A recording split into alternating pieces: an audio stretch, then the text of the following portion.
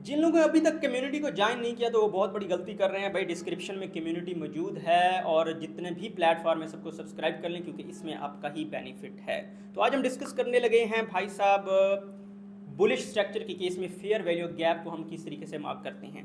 अगर हम bullish structure में फेयर वैल्यू गैप को देखें तो उस टाइम गैप क्रिएट होता है जब डिस्प्लेसमेंट होती है। अगर यहाँ पे देखें तो मार्केट के अंदर डिस्प्लेसमेंट हो रही है, यहाँ पे बड़ी ग्रीन कैंडल्स बन रही हैं, यहाँ पे ग्रीन कैंडल्स बन रही हैं, तो एक प्रॉपर डिस्प्लेसमेंट शो हो रही है कि मार्केट किस तरीके से मूव आउट कर रही है और प्रॉपर फेयर वैल्यू गैप छोड़ रही है। लेकिन आपको फेयर वैल्यू गैप मार्क करना आएंगे तो आपको पता चलेगा ना किस तरीके से हमने करना है। तो बहुत से लेक्चर ऑलरेडी भी पड़े हुए हैं और मज़ीद भी आपको मैं सिखाता चलूँ यहाँ पे कि आपने बुलिश के केस में फेयर वैल्यू गैप को मार्क किस तरीके से करना है।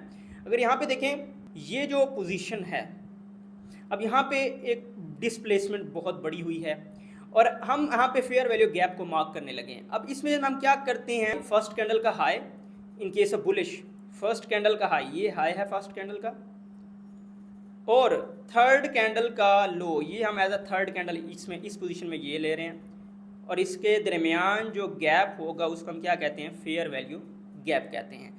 यानी कि ये जो गैप है, अगर यहाँ पे ये जो पोजीशन है इनके दरमियान ये जो स्पेस है इसको हम क्या कह रहे हैं, इसको हम कह रहे हैं फेयर वैल्यू गैप। यहाँ पे लिख देते हैं FVG, फेयर वैल्यू गैप। अब गैप एक से ज़्यादा भी हो सकते हैं। अगर इसी में देखें तो एक और गैप भी पड़ा हुआ है और मार्केट अभी अगर हम देखें तो यहाँ पे मार्केट पहुँच चुकी है, जो कि लोगों के रोंगटे खड़े हो चुके हैं कि मार्केट कर क्या रही है।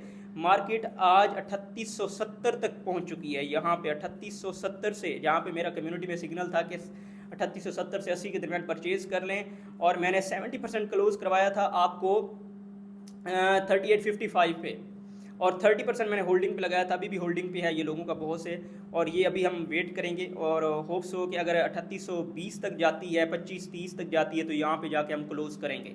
बट उससे पहले भी क्लोज़ हो सकता है, ये बाद में हम एनालिसिस करके कुछ ना कुछ कर सकते हैं, क्योंकि मार्केट आजकल एनालिसिस को इतना रिस्पेक्ट समटाइम नहीं दे रही होती, तो ये हमने देखना होता है। तो ये था कि हमने अब जो गैप पड़ा हुआ है, बात फेयर वैल्यू गैप की हो रही थी, तो ये जो गैप पड़ा हुआ है मार्केट ने इसको फिल करने ज़रूर आना है। अब मार्केट जब इसको फिल करेगी तो उसके बाद क्या करेगी, रिवर्स होगी मार्केट, रिवर्स होकर फिर इसको ब्रेक करेगी। यानी एक बार इसको रिस्पेक्ट ज़रूर देगी, जो मेरा मानना है, जो मेरा कहना है कि ये मार्केट 3499 या 3506-7 इसके दरमियान आके फिर मार्केट 30-40 का मूव कर सकेगी, फिर उसके बाद नीचे आएगी, तो ये सिनेरियो बन सकता है। तो इस तरीके से आपने बुलिश के केस में फेयर वैल्यू गैप को क्या करना है, मार्क करना है। तो इसके साथ इस चैनल को जरूर सब्सक्राइब कर लें। अपना बहुत सा ख्याल रखिए। ओके, अल्लाह हाफिज़।